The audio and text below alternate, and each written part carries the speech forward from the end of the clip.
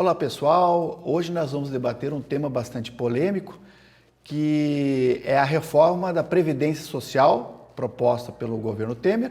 E eu já pergunto, seria o fim das aposentadorias? Então, umas boas-vindas aos nossos internautas, aos nossos alunos do pós e ensino de Sociologia no ensino médio. Nós vamos debater hoje um tema bastante sério, que de certa forma que é proposto pelo governo interino, ou do governo Temer, através da PEC, que é uma proposta de emenda constitucional chamada a 287 de 2016. Em pauta, então, um tema bastante difícil e um momento também delicado, que é a reforma da Previdência do governo Temer. E o que mais me chama a atenção nesse início de conversa, nesse início de debate, é que essa reforma surgiu quase que do dia para a noite, sem um debate amplo da sociedade. Aliás, em outros países também ocorreram reformas na Previdência, mas houve um debate, uma discussão com todos os segmentos da sociedade, com os sindicatos, com as organizações diretamente implicadas, e aqui automaticamente foi feito do dia para a noite, sem nenhum debate mais amplo. E no que nós vamos debater hoje, a gente percebe para quem ela se dirige, essa reforma da Previdência, diretamente. No meu ponto de vista, são aos trabalhadores, serão os mais afetados, homens, mulheres, da roça, funcionários públicos, e em síntese, o andar de baixo novamente vai pagar a conta. Então, nós vamos discutir um pouco o contexto um pouco social, político, o que levou o governo Temer a fazer essa reforma, e para isso nós temos que estudar um pouco o contexto histórico do período recente, principalmente o conceito social e político. Então eu começo discutindo um pouco essa crise desse modelo político que já ocorreu no governo Dilma, né? Então nós temos, desde 2014, um processo de um governo, de um esgotamento, na verdade, desse modelo econômico do governo Dilma. Então nós temos uma desaceleração do crescimento econômico muito sério, nós temos uma elevação da dívida pública, uma deteriorização das contas públicas e, consequentemente, um aumento da inflação, então, e um contexto político muito acirrado. Aliás, esse modelo do governo Dilma, que era um modelo pautado em cima do consumo, e esse consumo muitas vezes subsidiado a créditos, e as pessoas acabaram se endividando.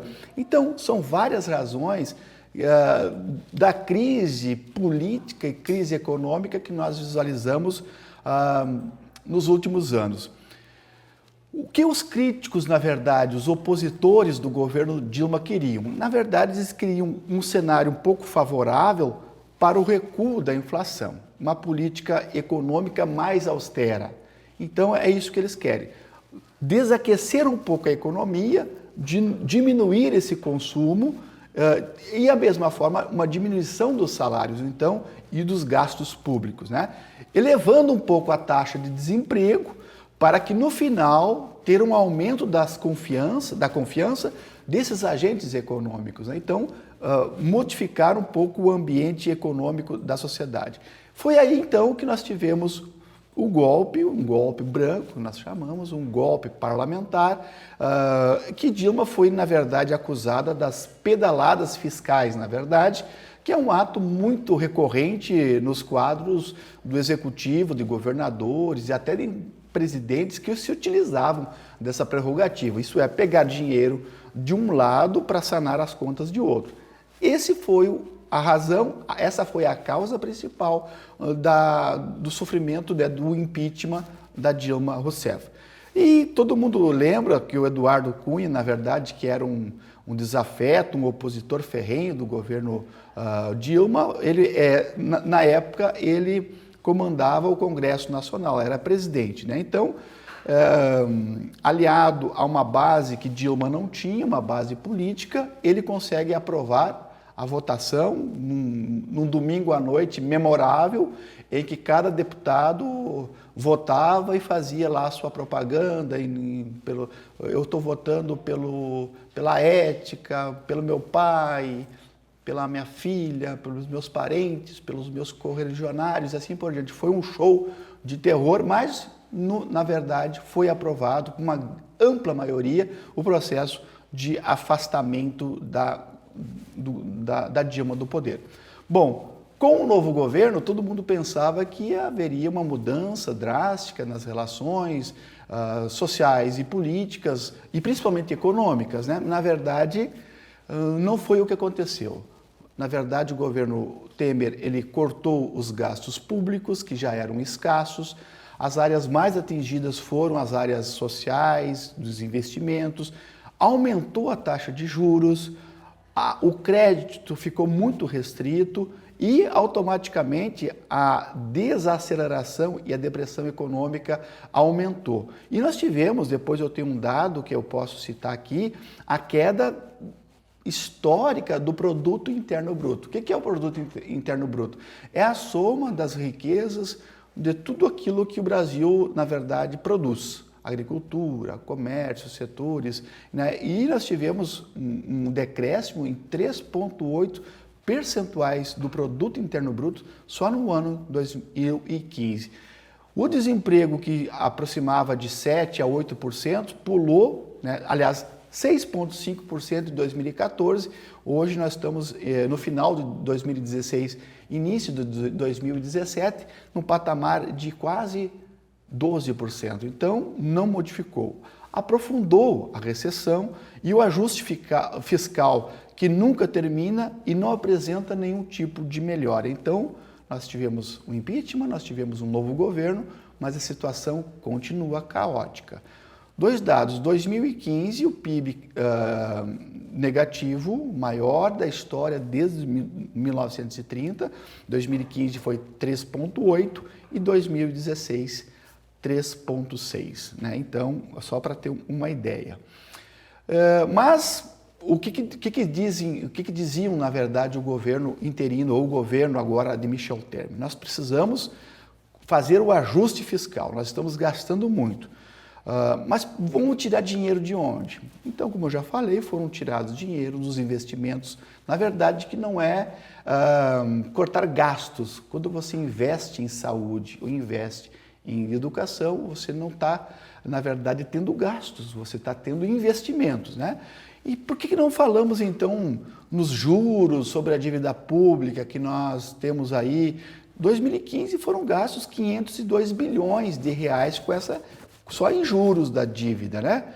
Por que não se fala, então, da desoneração tributária? O governo abre mão de bilhões para fornecer benefícios às empresas.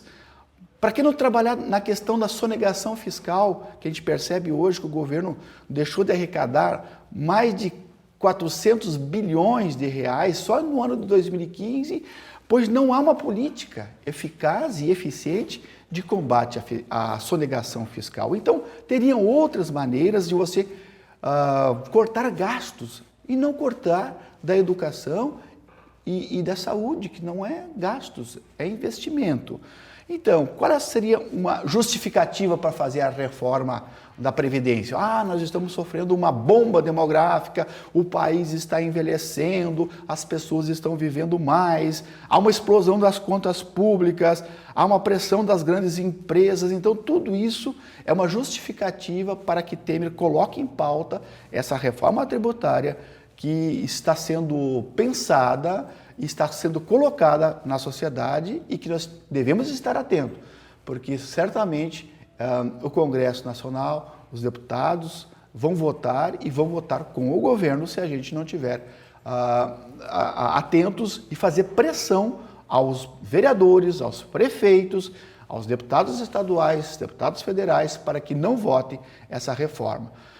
Será que a grande culpada seria a Previdência Social? Eu acredito que não, porque a Previdência Social está inserida naquilo que nós chamamos de Seguridade Social, que tem gastos da saúde, da assistência social e a Previdência Social. Então, a Seguridade Social, ela não é deficitária, ela apresenta superávit, só que grande parte dos recursos da Seguridade Social não são utilizadas para a Previdência Social. São gastos em outras rubricas que, na verdade, então, a Seguridade Social que está inserida, a Previdência, não é deficitária, ela é superavitária. Mas os recursos não são usados para os seus devidos fins. As maiores despesas são com os pagamentos de juros e amortizações, infelizmente, hoje no Brasil, né?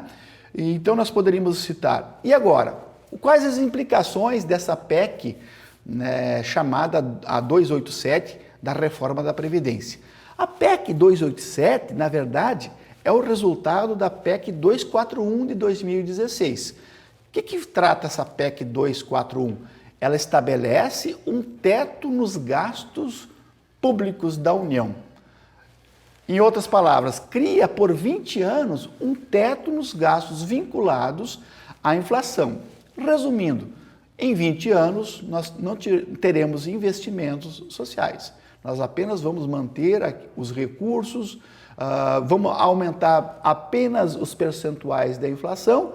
Então, a reforma da Previdência está inserida nessa reforma maior. Por isso que eu chamo assim, será que seria uma reforma da Previdência ou seria um desmonte? Podemos sim falar de um desmonte, não de reforma. Reforma, acredita-se que se reforma para melhor, mas não é o caso da reforma da Previdência. O objetivo final é reduzir a população que tem acesso aos benefícios previdenciários e também diminuir os valores de benefícios pagos. Então, a reforma penaliza, no meu ponto de vista, na minha leitura, que eu estou contribuindo agora aqui para o debate, principalmente as mulheres. Por quê? Porque essa reforma vai igualar a idade das mulheres à dos homens, que seria o caso, está sendo proposta, 65 anos, desconsiderando essa questão da isonomia e paridade.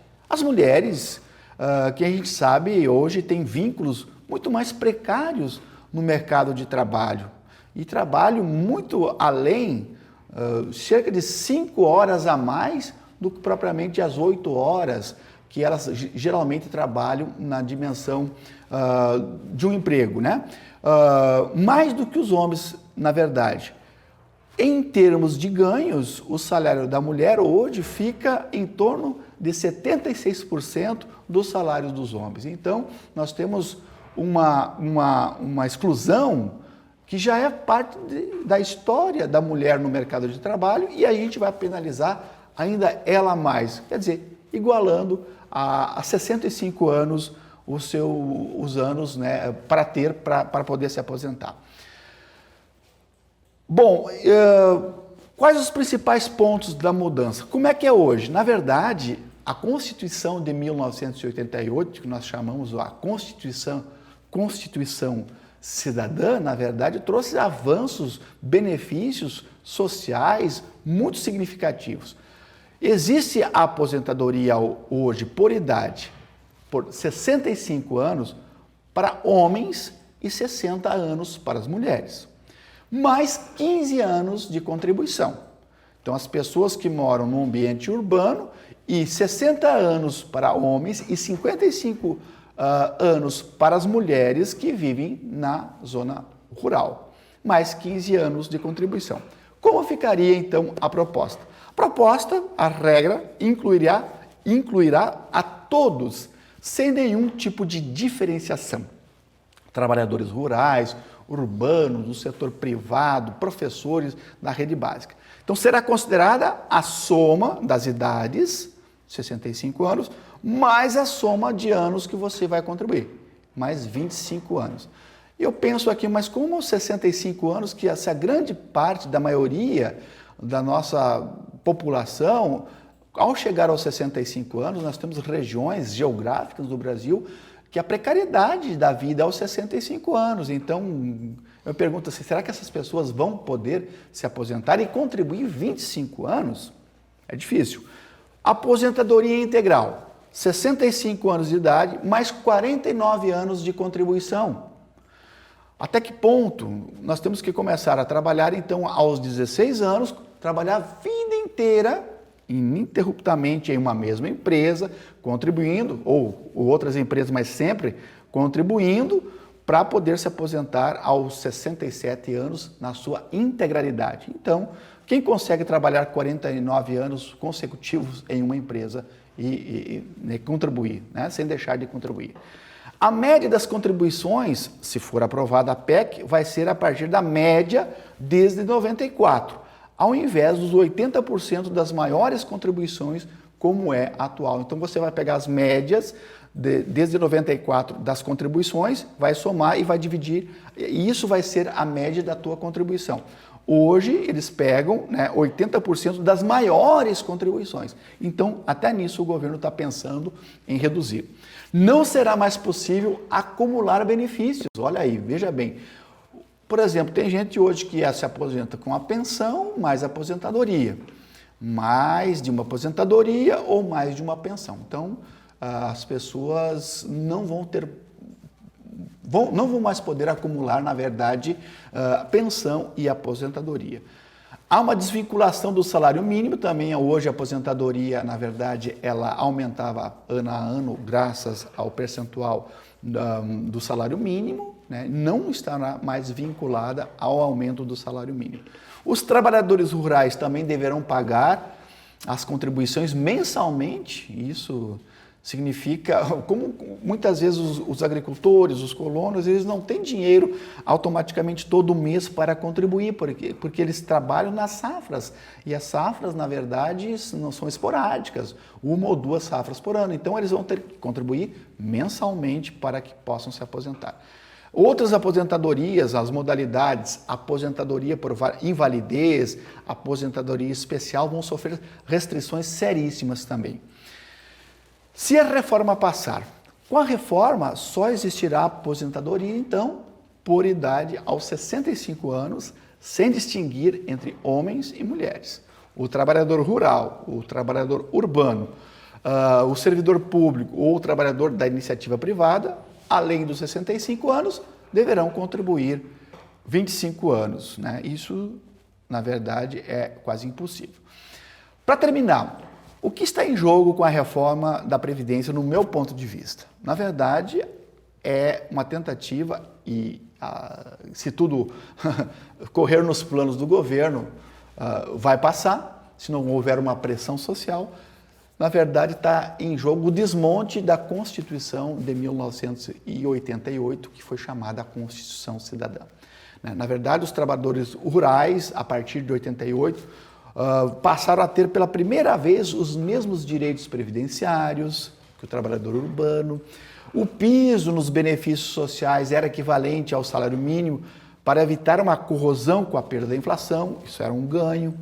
Os direitos à previdência social, à seguridade social, saúde, assistência e seguro-desemprego, tudo foi uma conquista, um avanço da Constituição de 1988. No meu ponto de vista, está sendo lançada o desmonte da Constituição de 1988. Inclusive, ontem, um dia anterior a essa gravação, foi aprovado no Congresso, é um tema que nós vamos debater numa próxima oportunidade, a questão da terceirização dos serviços. Significa que as empresas agora não terão obrigatoriedade de, nos setores de limpeza, de segurança, você contrata uma terceira empresa com salários muito mais reduzidos, com uma precarização dos direitos trabalhistas muito maiores, sem direito a férias remuneradas, 13º e assim por diante, para que, na tentativa de gerar mais empregos, uma tentativa de salvar um pouco a economia. Então, está em jogo, no meu ponto de vista, o desmonte da Constituição Cidadã de 1988. Obrigado por nos assistir, obrigado por estar aqui e estou aberto a debates, a discussões sobre esse tema tão polêmico. Até uma outra oportunidade.